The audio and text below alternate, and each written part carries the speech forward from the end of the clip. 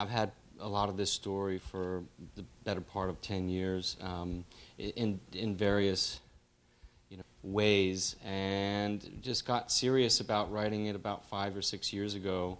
But the one thing that I always had was this character of a sailor coming back from the war. There's an attraction to me to that era.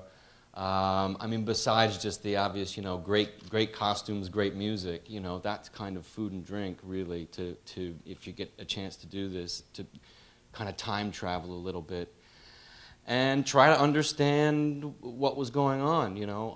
My father was around during that time, so and he's not around anymore, so probably in an effort to kind of understand better what his experiences were, I probably was sort of digging around to see what it was like. Looking after the war, sort of all this optimism, but just a tremendous amount of destruction in the background.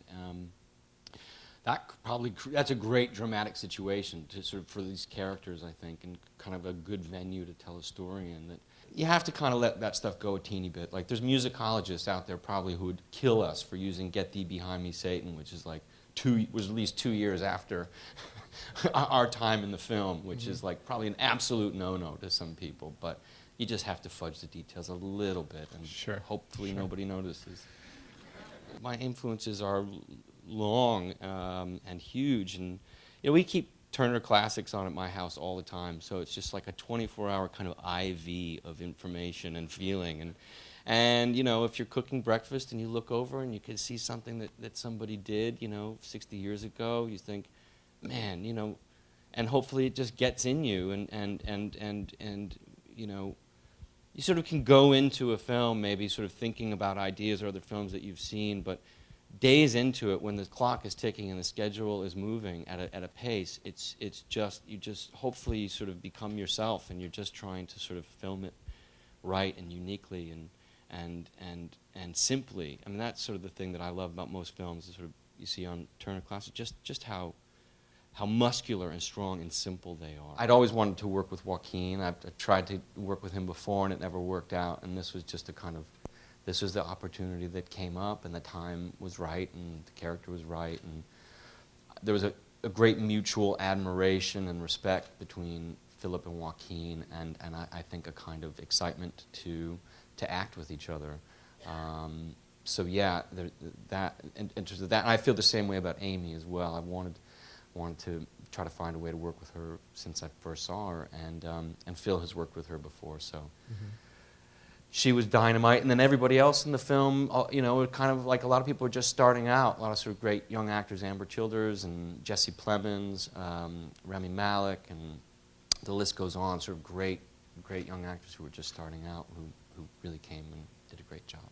I was curious about these old VistaVision cameras, and sort of how like North by Northwest and Vertigo ended up looking like that. So we sort of had the idea of trying to mess around with some of those cameras, not to recreate that look, but just as a way to kind of use some old gear and equipment that might be lying around. And so we just started testing stuff out. We started testing a lot of old lenses over at Panavision, and sooner or later a fellow that works over there, Dan Sasaki, suggested us trying these 65 cameras that they had that have been used here and there lately. Chris Nolan's been using them, and Robert used them a couple times. Anyway, so we started shooting with them, and the results just felt right. It felt like obviously very rich, and it could help you, create ideally that kind of that thing that happens when the movie theater goes dark, that you kind of time travel, that you hope you're watching a story that actually has taken place with people with real lives, and